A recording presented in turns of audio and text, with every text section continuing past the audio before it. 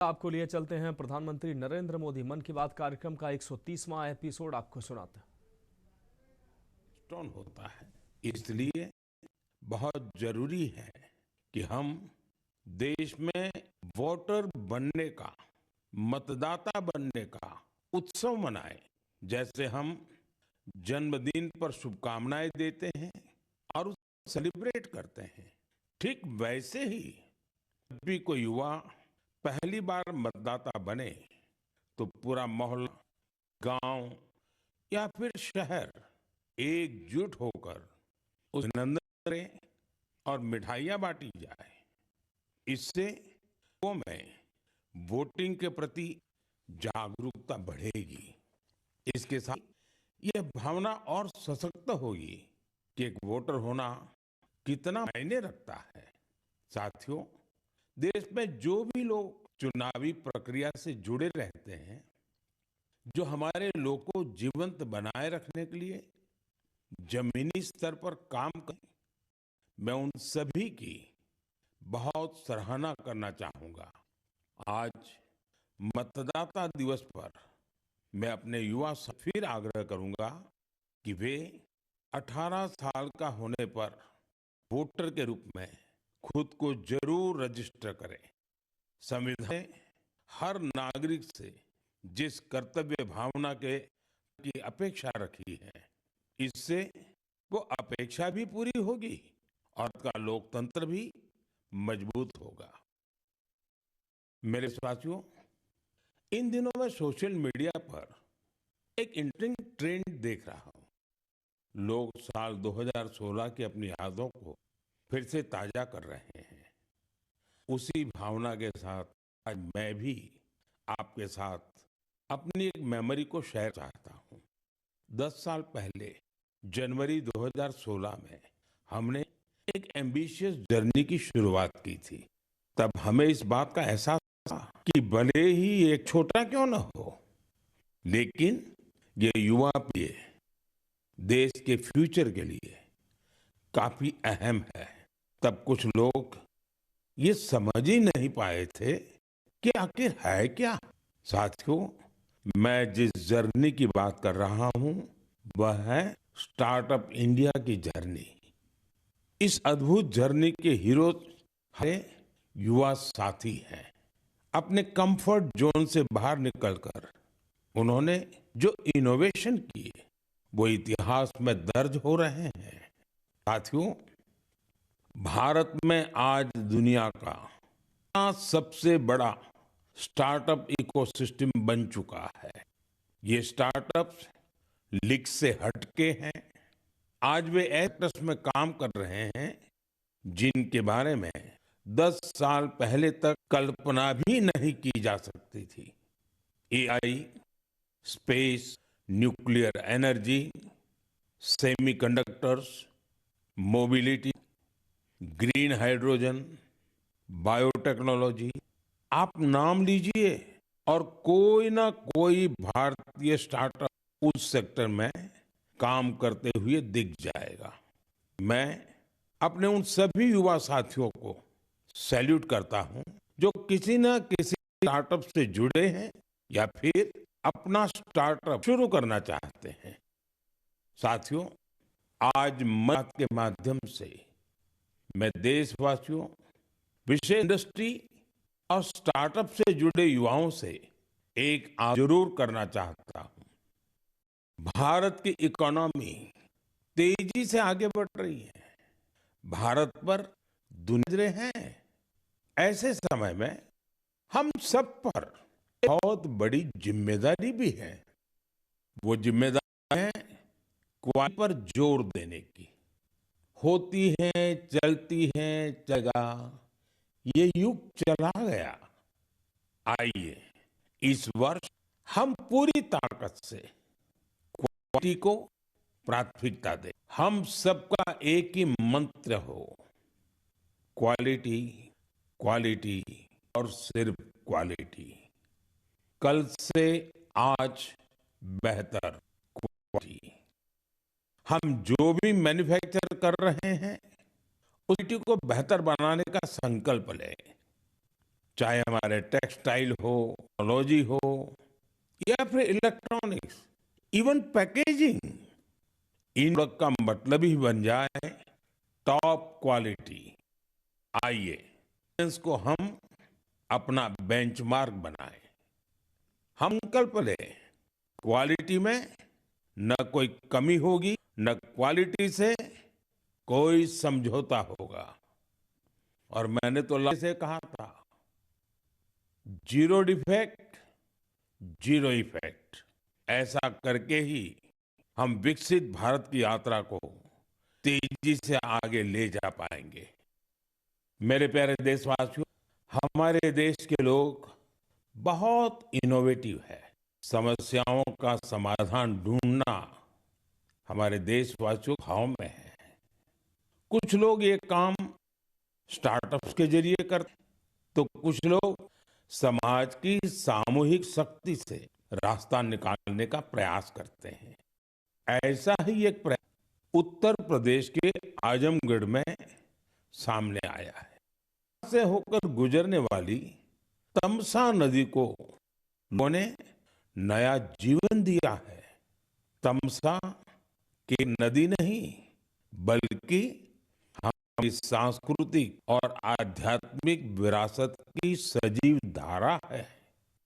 ऐसे निकलकर गंगा में समाहित होने वाली यह नदी कभी इस क्षेत्र के लोगों के जनजीवन की धुरी हुआ थी, लेकिन प्रदूषण की वजह से अविरल धारा में रुकावट आने लगी थी। गाद, कूड़ा और गंदगी ने इस नदी के प्रवाह को दिया था। इसके बाद यहाँ के लोगों ने इस नया जीवन देने का अभियान शुरू किया। नदी की सफाई की गई, उसके किनारों पर छायादार, फलदार पेड़, स्थानीय लोग कर्तव्य भावना से इस काम के और सबके प्रयास से नदी का पुनरुद्धार हुआ। साथियों, जन भागीदारी का ऐसा ही प्रयास आंध्र प्रदेश के अनंतपुर में भी देखने को मिला है। यह वह क्षेत्र जो सूखे की गंभीर समस्या से जूझता रहा है।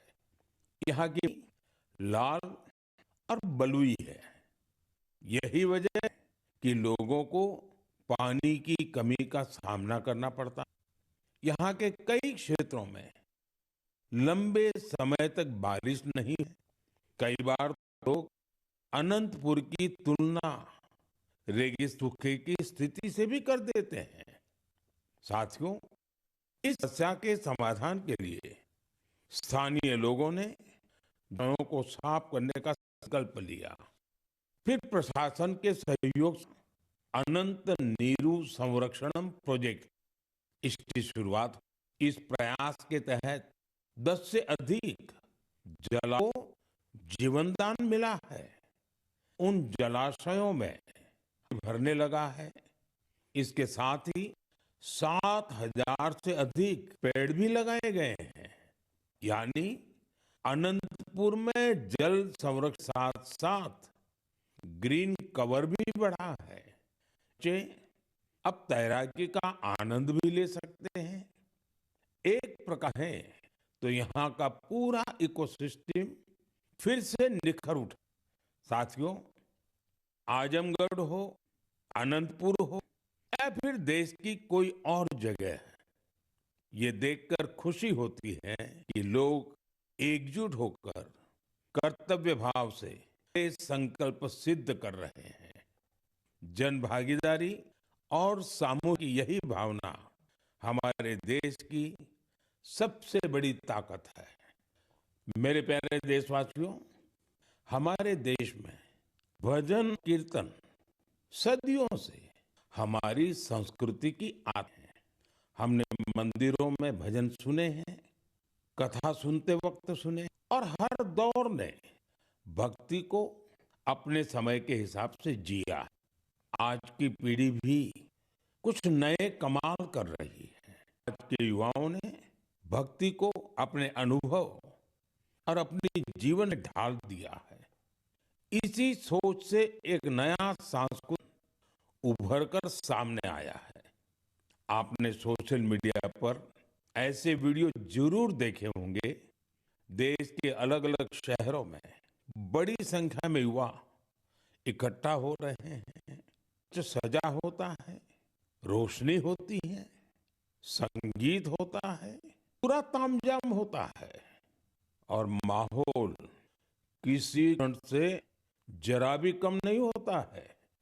ऐसा ही लग रहा है कि जैसे कोई बहुत बड़ा कॉन्सर्ट हो रहा है। लेकिन वह गाया जा रहा होता है वो पूरी तन्मयता, पूरी लगन के साथ, पूरे लय के साथ, भजन की गूंज। इस चलन को आज भजन क्लबिंग कहा जा रहा है और यह खास तौर पर जैन के बीच तेजी से लोकप्रिय हो रहा है। यह देखकर लगता है कि इन आयोजनों में भजन की गरिमा, सुचिता का पूरा ध्यान रखा जाता है। भक्ति को हल्केपन में नहीं लिया जाता, न शब्दों की मर्यादा टूट और न ही भाव की।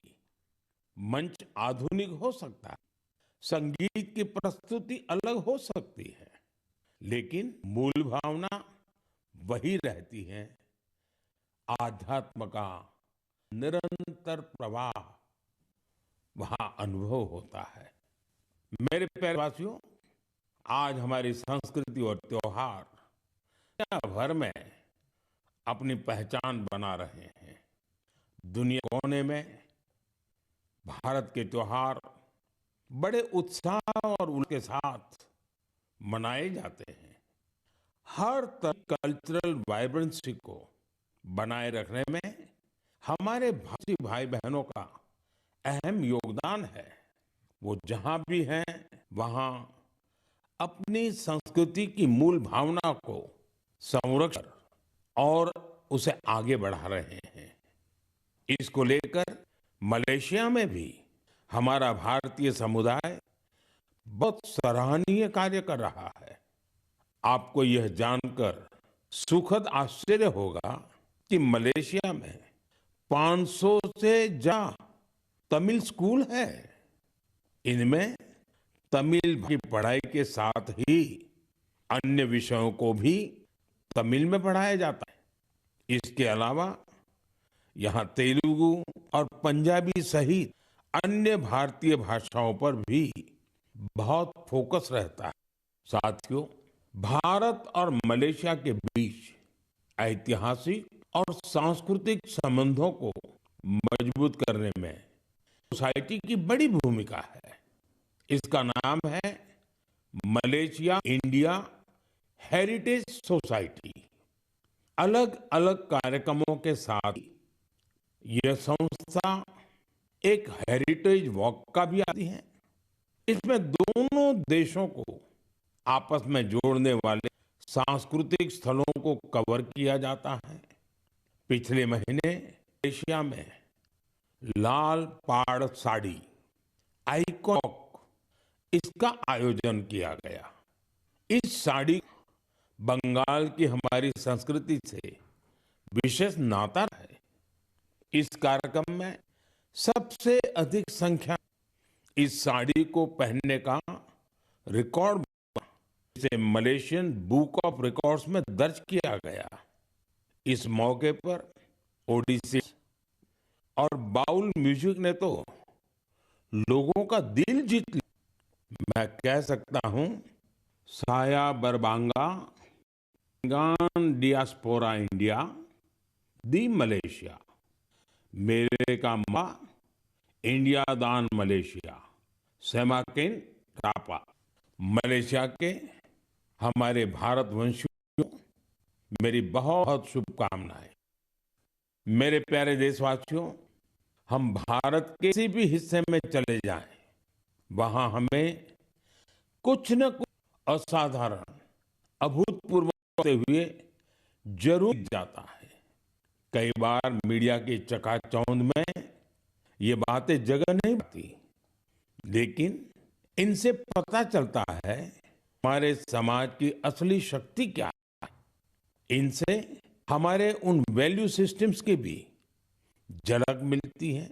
में एकजुटता की भावना सर्वोपरि है। गुजरात में बेचरा जी के चंदन की गांव परंपरा अपने आप में अनूठी है। अगर मैं आपसे कहूं कि यहाँ के लोग कर बुजुर्ग अपने घरों में खाना नहीं बनाते तो आपको हैरत होगी। इसकी वजह गांव का शानदार कम्युनिटी किचन। इस कम्युनिटी किचन में एक साथ पूरे गांव का सबका खाना बनता है और लोग एक साथ बैठकर भोजन करते हैं। बीते 15 वर्षों से यह परंपरा निरंतर चली आ रही है। इतने ही, यदि कोई व्यक्ति बीमार है तो उसके टिफिन सर्विस भी उपलब्ध है। यानी होम डिलीवरी भी पूरा इंतजाम है। गांव का ये सामूहिक भोजन लोगों को आनंद से भर देता है। ये पहल न केवल लोगों को आपस में जोड़ती है, बल्कि इससे पारिवारिक भावना को भी बढ़ावा है। साथियों, भारत की परिवार व्यवस्था, फैमिली सिस्टम हमारी परंपरा का हिस्सा है। दुनिया के कई देशों में इसे बहुत कौतूहल के साथ देखा जाता है। कई देशों में ऐसे फैमिली सिस्टम को लेकर बहुत सम्मान भाव है। कुछ ही दिन पहले ही मेरे पर यूएई के राष्ट्रपति महामहिम शेख मोहम्मद बिन जायद अल नाहयान भारत आए थे। उन्होंने मुझे बताया कि यूएई साल 2026 को ईयर ऑफ फैमिली के रूप में आ रहा है। मकसद ये कि वहां के लोगों के बीच सौहार्द और सामुदायिक भावना और मजबूत। वाकई यह बहुत ही सराहनीय पहल है। साथियों, जब परिवार और समाज की ताकत मिलती है, इससे बड़ी चुनौतियों को परास्त कर सकते हैं। मुझे अनंतनाग शेखगुंड गांव के बारे में जानकारी मिली है। यहाँ ड्रग्स, तंबाकू, सिगरेट और शराब से जुड़ी चुनौती काफी बढ़ गई थी। इन सब को देखकर यहाँ के मीर जाफर जी इतना परेशान हुए कि उन्होंने इस समस्या को दूर करने की ठान ली। उन्होंने के गांव से लेकर बुजुर्गों तक सभी को एकजुट किया। उनकी इस पहल का असर कुछ ऐसा रहा कि वहां की दुकानों ने तंबाकू उत्पादों को बेचना ही बंद कर दिया। इस प्रयास से ड्रग्स के खतरों को लेकर भी लोगों में जागरूकता बढ़ी है। साथियों, हमारे देश में ऐसी अनेक संस्थाएं भी हैं जो वर्षों से निस्वार्थ भाव से समाज सेवा में जुटी है। जैसे एक संस्था है पश्चिम बंगाल के पूर्व मेदिनीपुर के फरीद में। इसका नाम है विवेकानंद शिक्षा निकेतन। ये संस्था पिछले 4 दशक बच्चों और बुजुर्गों की देखभाल में जुटी है। गुरुकुल की शिक्षा और टीचर्स की ट्रेनिंग के साथ ही ये संस्था समाज कल्याण के कई नेक कार्यों में जुटी है।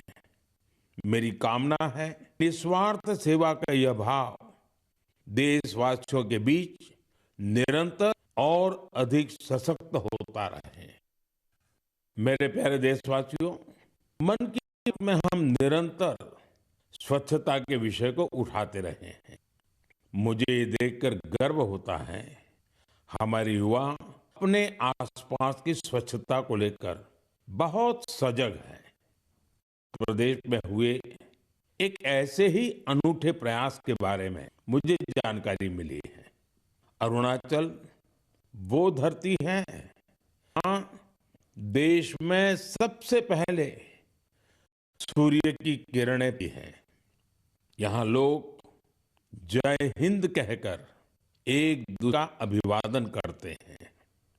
यहाँ ईटानगर में युवाओं का समूह उन हिस्सों की सफाई के लिए एक हुआ जिन पर ज्यादा ध्यान देने की जरूरत थी।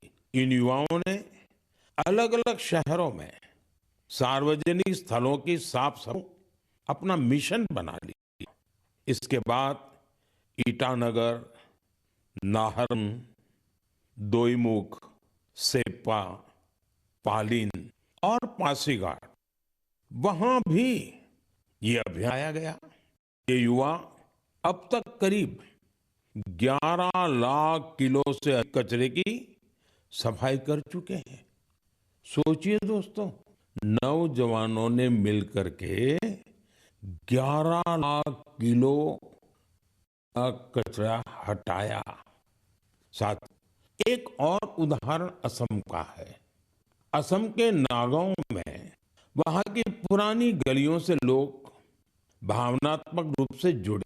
यहाँ कुछ लोगों ने अपनी गलियों को मिलकर साफ करने का संज्ञा। धीरे धीरे उनके साथ और लोग जुड़ते गए। इस तरह एक ऐसी टीम तैयार हो गई जिसने गलियों से बहुत सारा हटा दिया।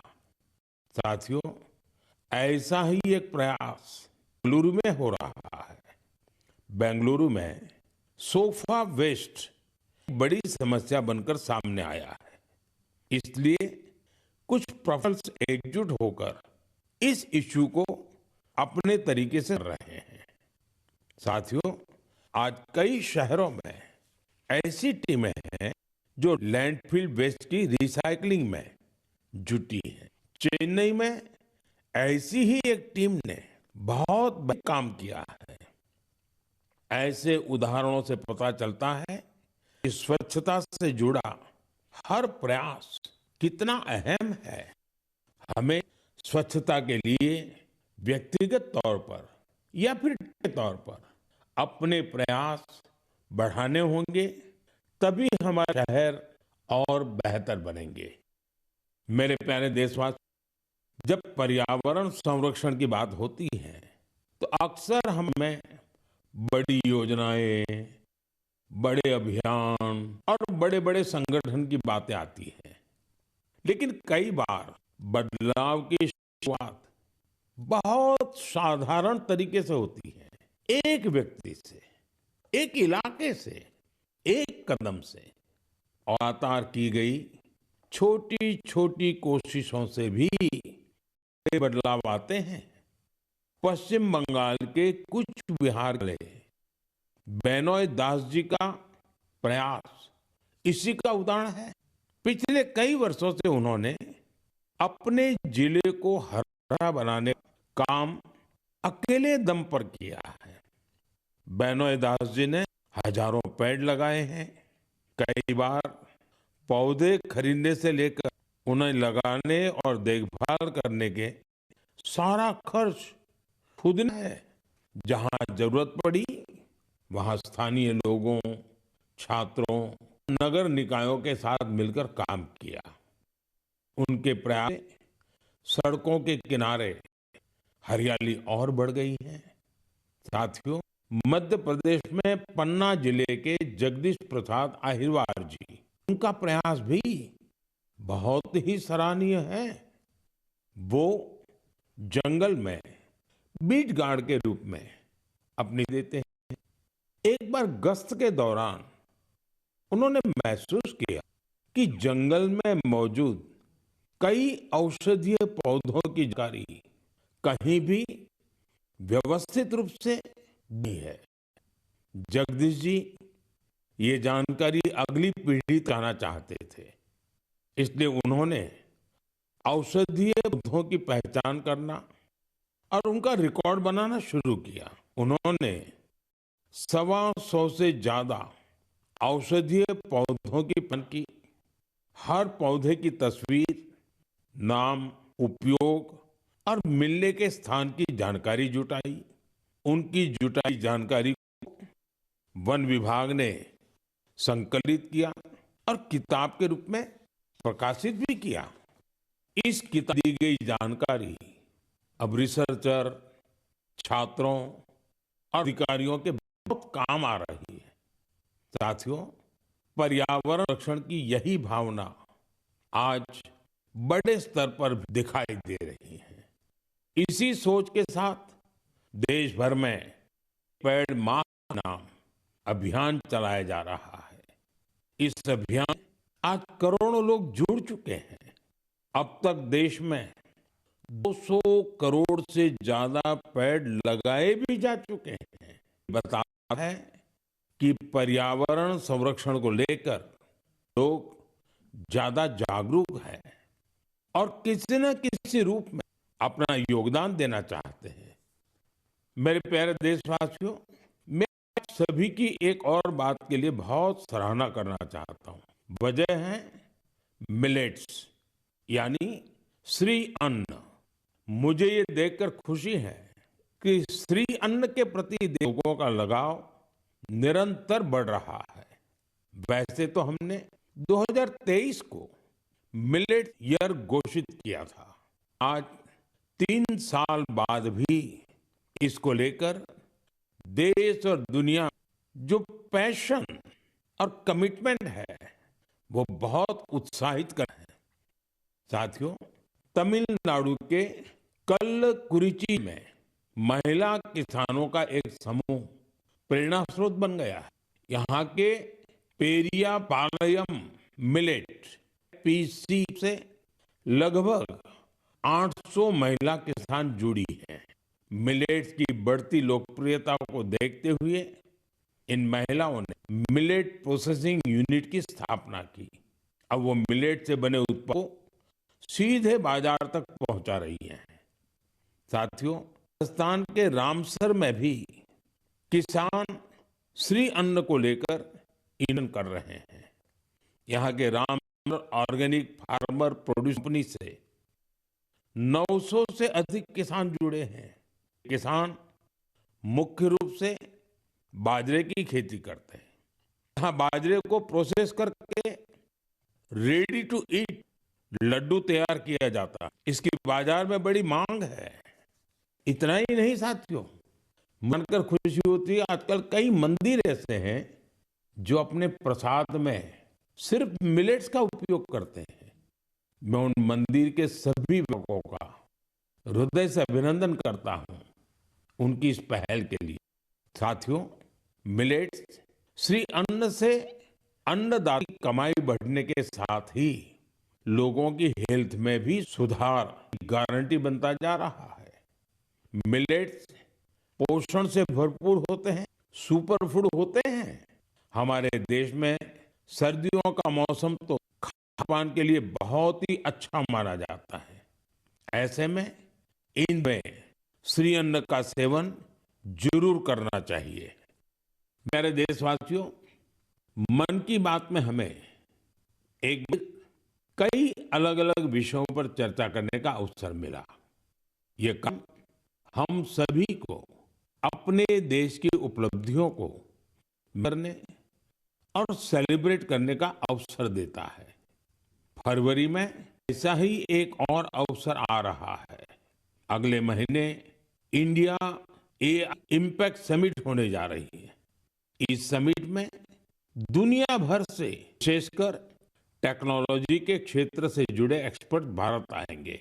यह सम्मेलन एआई की दुनिया में भारत की और उपलब्धियों को भी सामने।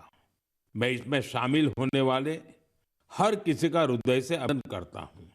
अगले महीने मन की बात में एआई इम्पैक्ट समिट पर हम जरूर बात करेंगे। देशवासियों की कुछ अन्य उपलब्धियों की भी चर्चा करेंगे। तब लिए मुझे मन की बात में विदा दीजिए। कल के गणतंत्र दिवस के लिए एक बार फिर आप सभी को मेरी बहुत बहुत शुभकामनाएं।